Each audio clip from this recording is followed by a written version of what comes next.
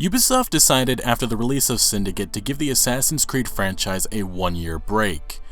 At least within gaming. You know, we got that horrendous movie in 2016, but either way, this break was needed. This franchise had been suffering from fatigue for a long time. But anyway, for the last couple of days, thanks to Ubisoft, I have been exploring the ancient Egyptian world with Bayek, a Medjay who is suffering on the inside following a tragic event that changes his life. Assassin's Creed Origins is a massive game that really is filled with so much detail and is a ton of fun exploring this ancient Egyptian setting. This is a title that you are going to be playing for a very long time. It's an experience you shouldn't and really just can't run through. From exploring the cities of Memphis or Alexandria, to hunting for loot in the pyramids of Giza, to battling crocodiles or hippos in Lake Mareotis. This world is filled with so many different places than you would expect. When I first looked at the world map after already playing for around 15 plus hours, I realized I wasn't even halfway through exploring this world, which is something that I really can appreciate that Ubisoft has done. Aside from just the massive scale, graphics on the Xbox One were pretty darn good. In certain areas it did seem like it was downscaled, but I also think that contributes to the large amount of non-playable characters and locations loaded up. The environment overall is just really impressive, a true work of art, giving us the players a chance to look at an ancient civilization, how it somewhat appeared long ago. Whether it was large palaces or small huts or even just the water, this game is one of the most beautiful open world games to date, which truly immerses the player into the world. Assassin's Creed Origins really does feel like a game that draws inspiration from a lot of other popular open world titles such as Shadow of Mordor, The Witcher 3, Horizon Zero Dawn, Skyrim, Watch Dogs, and Far Cry. The gameplay for Origins has been completely reworked, and it certainly is something that takes time to get used to. I'm still very mixed on the changes because it doesn't come off as fluid and fun as it should be, and it certainly is a weird feeling playing an Assassin's Creed game that plays really nothing like any of its predecessors. But that may just be me, just me. The adrenaline meter is also a new introduced feature that is earned as you combat enemies. Building it up earns special devastating attacks, which I actually did find very enjoyable, and it also helped me get away from certain situations where I probably would have died from not having something like that. One really big thing about Origins is that you'll always be upgrading your gear, because as the game progresses, the more difficult it will get, and it really can get frustrating as you may get hit by an enemy that is 2 to 3 ranks higher than you, and this will lead to a very fast death no matter what. But honestly, if an enemy is 2 to 3 ranks higher than you, the game makes it a real obstacle for you to get through them. Combat-wise, I was able to find enjoyment from hunting down animals and taking on large group of soldiers. This game I would say is much more challenging than previous installments, making you really want to strategize before each mission, which is what makes Sanu a great addition, as she finds targets and can help you distract enemies. But as I mentioned earlier, upgrading your gear is a major part of this game, which is why almost every time I reached a new town I would head straight to the blacksmith to upgrade my weapons. Hunting also plays a major factor with some of the other things like health and melee, hidden blade, and range damage. These things all being upgraded as you rank up,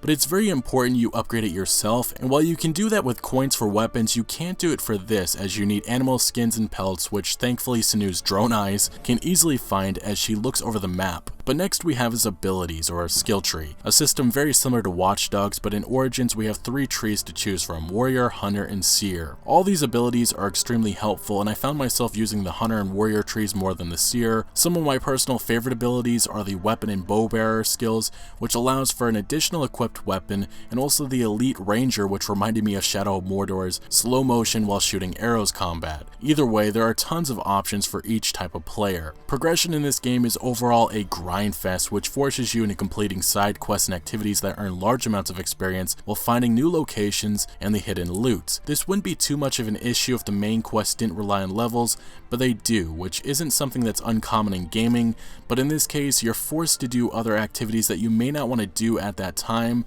For example, I had just finished a main quest at level 25, and the next main quest was only available at level 28, which then forced me into grinding out side quests which offer the most experience. I then ended up doing about 6 or 7 side quests before finally jumping back into the main storyline. For some, this may be something that you'll enjoy because the side quests are amazing with a lot of variation, at least within the storyline, but my biggest issue with this is being forced to do these activities, which takes away from the experience. A lot of the activities that I was forced to do are things that I wanted to do later on, but the game would not allow me to. Now, the music of the game is amazing. when it's there. It really felt like it was only part of my travels at times, which I think if they included it all the time, it would have made long travels across the desert a little bit more enjoyable. Voice acting for the most part is solid. I really love the accents of all these characters and how authentic they sound, but some of the performances kind of left me scratching my head. My mother! Oh no! What can we do? Something is wrong!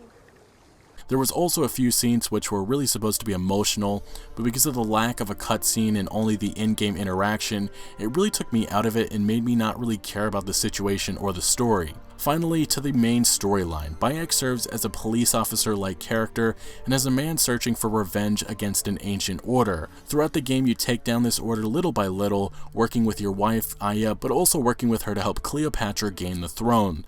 The first half of the game, Bayek and Aya's relationship is very minimal, and I swear every time they met up it was just to have sex, but the second half sheds more light to their relationship and their struggles. In modern day, we play as Layla, an Abstergo employee who really doesn't get much backstory unless you read through her emails in her computer, which sheds a lot more light on who she is and what she's doing. Either way, this for sure is the most interesting modern day has been in recent years, which has practically been ignored. Overall, the writing of the main story is just kind of alright. There are certainly moments of intrigue in the main storyline with unexpected twists, but for the most part, Bayek just isn't all that interesting as a protagonist, and I found Aya much more compelling, and I kinda wish she had been the main protagonist. But as you get closer to the end of the game, it seems the main story suffers from just not developing the plot of the story well enough, and just not pacing very well. Certain villains that are introduced and their impact on the story are just never realized because of the lack of character development, something that you could say this franchise has had trouble with all along. Some of the last things I do want to note is that there is a lot of bugs such as this one. Hey, careful there, big guy.